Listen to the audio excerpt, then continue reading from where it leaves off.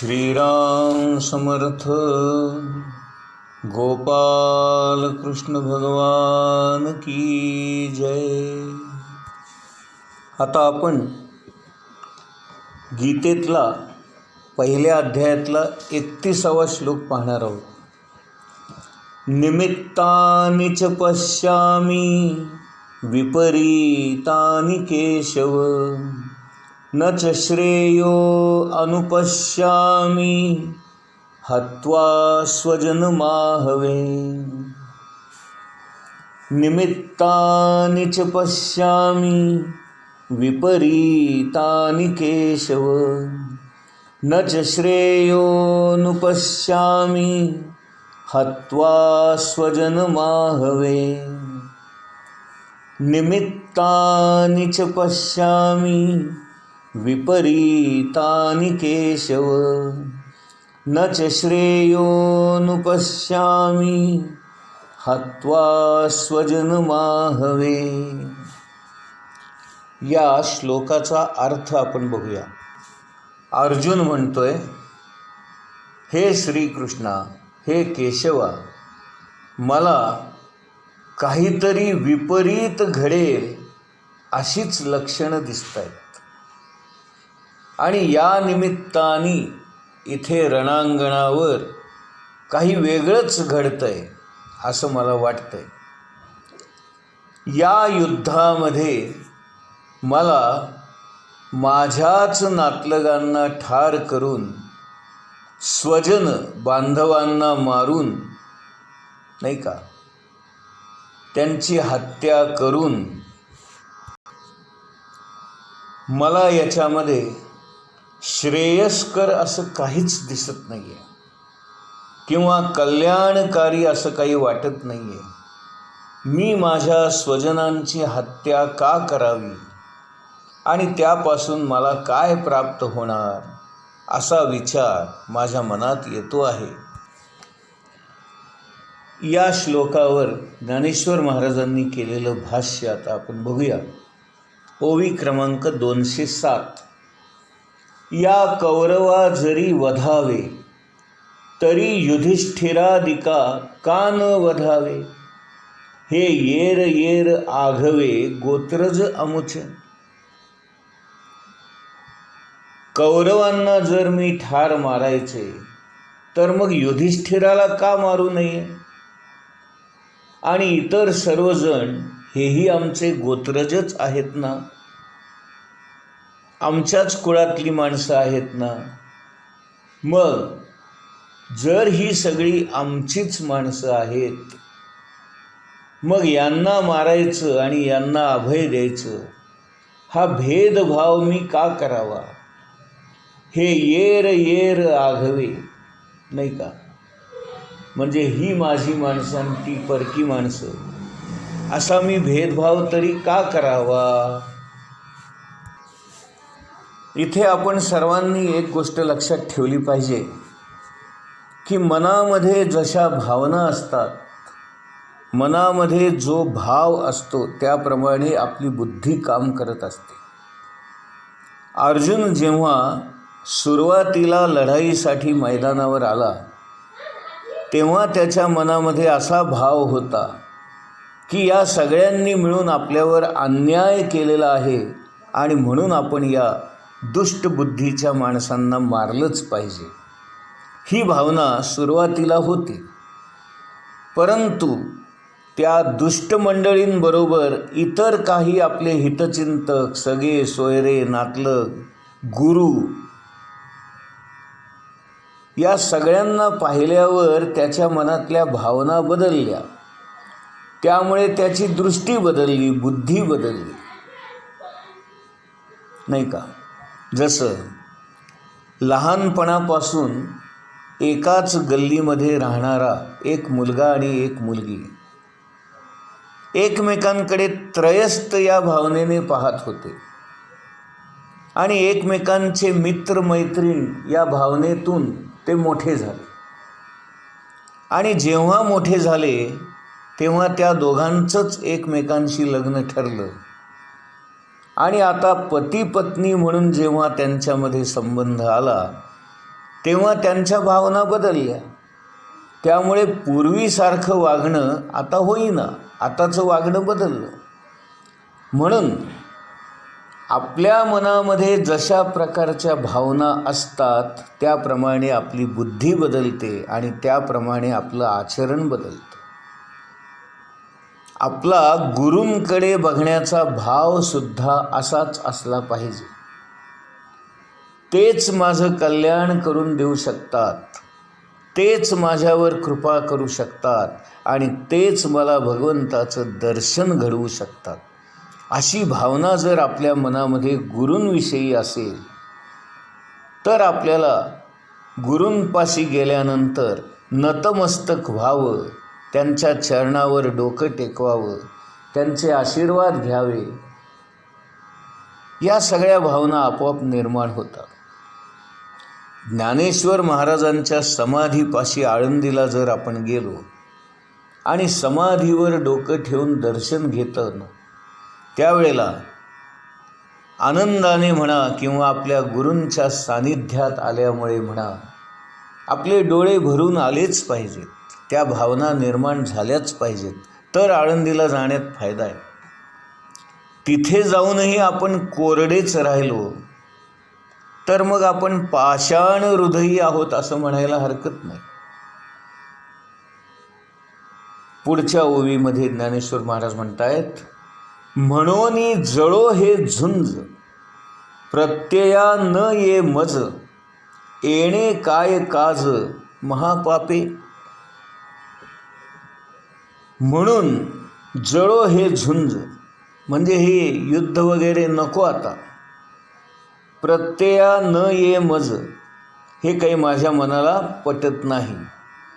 येणे काय काज महापापे, याची काय आवश्यकता आहे. युद्ध करून महापापच लागणार असेल, यांना मारून जर आपल्या वाट्याला पापच येणार असेल तर ही लढाई काय कामाची, असं अर्जुन म्हणतो. बघा काय चमत्कार. थोड्याच वेळापूर्वी जो अर्जुन अत्यंत उत्साहाने आत्मविश्वासाने या रणांगणावर आला होता, रथावर स्वार होऊन हातामध्ये धनुष्यबाण घेऊन आता मी या कौरवांना संपवतो अशा थाटात तो आला होता आणि आता म्हणतोय की युद्ध करून काय फायदा, त्यांना मारून महापापच जर माझ्या गळ्यात येणार असेल तर हे काही माझ्या मनाला पटत नाही.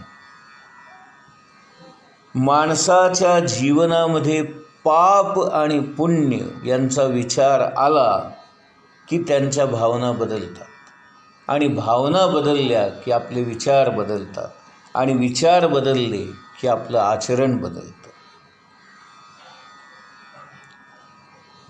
सामान्य माणसांच्या मनावर या पाप पुण्याचं दडपण असतं आणि ते जर गेलं तर माणूस कसाही वागू लागतो. तो जोपर्यंत चांगल्या हेतूने वागतो तोपर्यंत पाप नाही, आणि हेतूच जर वाईट असेल आणि तुम्ही वरवर कितीही चांगलं वागत असाल तरी त्याचं पुण्य म्हणून काही आपल्याला मिळत नाही. म्हणून खरं पुण्य जर आपल्याला कमवायचं असेल तर नामस्मरणा इतका दुसरा चांगला मार्ग नाही. कारण नामस्मरणामुळेच पुण्याचे डोंगरच्या डोंगर आपण जमा करू शकतो. आणि हरिपाठामध्ये ज्ञानेश्वर महाराजांनी याच अर्थाचा एक अभंग रचलेला आहे. हरिमुखे म्हणा, हरिमुखे म्हणा, पुण्याची गणना कोण करे. नाही का, हरी नुसतं तोंडातून म्हटलं रे म्हटलं की पुण्याच्या राशीच्या राशी जमा होतात. आणि जर आपण सतत मनातून चिंतन करत असू, मनन करत असू, मुखाने हरिनाम घेत असू तर पुण्याची गणनाच करता येणार नाही असं ज्ञानेश्वर महाराज म्हणतात. हरिमुखे म्हणा, हरिमुखे म्हणा, पुण्याची गणना कोण करी. म्हणून नामस्मरण हे आपलं मनाची अवस्था बदलण्याचं, भावना बदलण्याचं, विचार बदलण्याचं प्रभावी अस्त्र आहे, शस्त्र आहे. पुढच्या ओवीमध्ये ज्ञानदेव म्हणतायत, देवा बहुता परी पाहता येथ वोखटे होईल झुंजता, वर काही चुकविता लाभू आथी. भगवंता, हे युद्ध टाळलं तरच काहीतरी लाभ आहे, नाहीतर महापापाचं हे संकट माझ्या माथी लागणार आहे. असं अर्जुन भगवंताला म्हणतोय, देवा बहुता परी पाहता येथ वोखटे होईल झुंजता. जर या सर्वांचा विचार करून मी याकडे जर बघू लागलो तर माझ्या माथी पाप एकवटेल आणि या लढाईतून वाईटच घडेल, वोखटे होईल म्हणजे विचित्रच काहीतरी घडेल. वर काही चुकविता लाभू आथी. आणि जर आपण हे चुकवलं, टाळलं तर काही लाभ होणार आहे का. अशा प्रकारे अर्जुनाच्या मनामध्ये जर तर असे विचार सुरू झाले. जर असं घडलं तर काय होईल, जर तसं घडलं तर काय होईल. आणि युद्ध करायला आलेला माणूस विचारांच्या गर्ततेमध्ये अडकला, फसला आणि त्या दलदलीमध्ये खोल खोल रुतत चालला. आता ओळीने 3 गीतेतले श्लोक आपण पाहूया, 32, 33 आणि 34. न कांक्षे विजयं कृष्ण न च राज्यं सुखानि च, किं नो राज्येन गोविंद किं भोगैर्जीवितेन वा. न कांक्षे विजयं कृष्ण न च राज्यं सुखानि च, किं नो राज्येन गोविंद किं भोगैर्जीवितेन वा. न कांक्षे विजयं कृष्ण न च राज्यं सुखानि च, किं नो राज्येन गोविंद किं भोगैर्जीवितेन वा.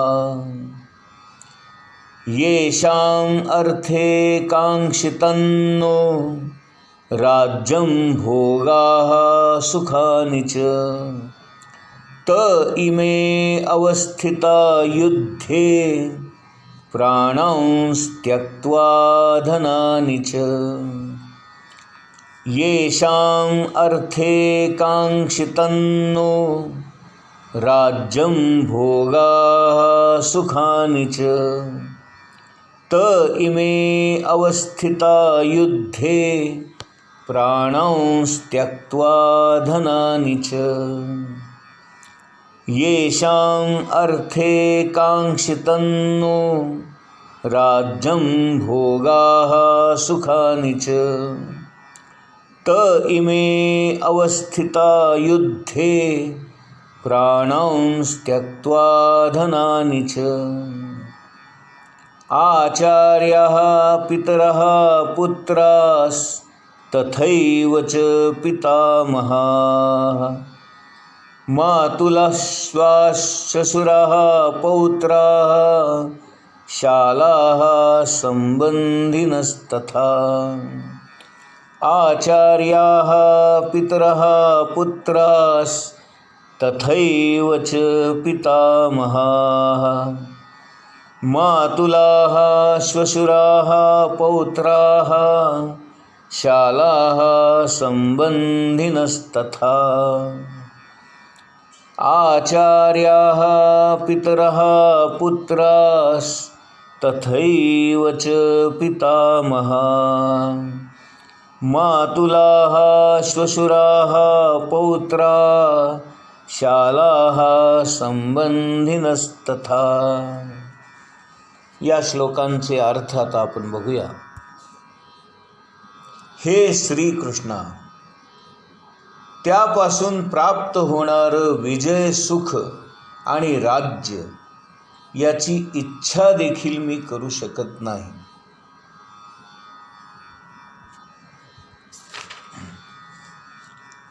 हे गोविंदा, ज्यांच्यासाठी आम्ही राज्याची, सुखाची, जीविताची देखील इच्छा करावी, तेच जर आता या रणांगणावर युद्धाकरता सज्ज झाले असतील, तर मग आम्हाला हे युद्ध करून या सर्वांचा काय बरे लाभ होणार. हे मधुसूदना, इथे आचार्य, गुरुजन, वडील, पुत्र, आजे, मामे, सासरे, नातवंडे, मेहुणे आणि इतर सर्व नातेवाईक आपल्या जीवनाचा व संपत्तीचा त्याग करायला तयार आहेत.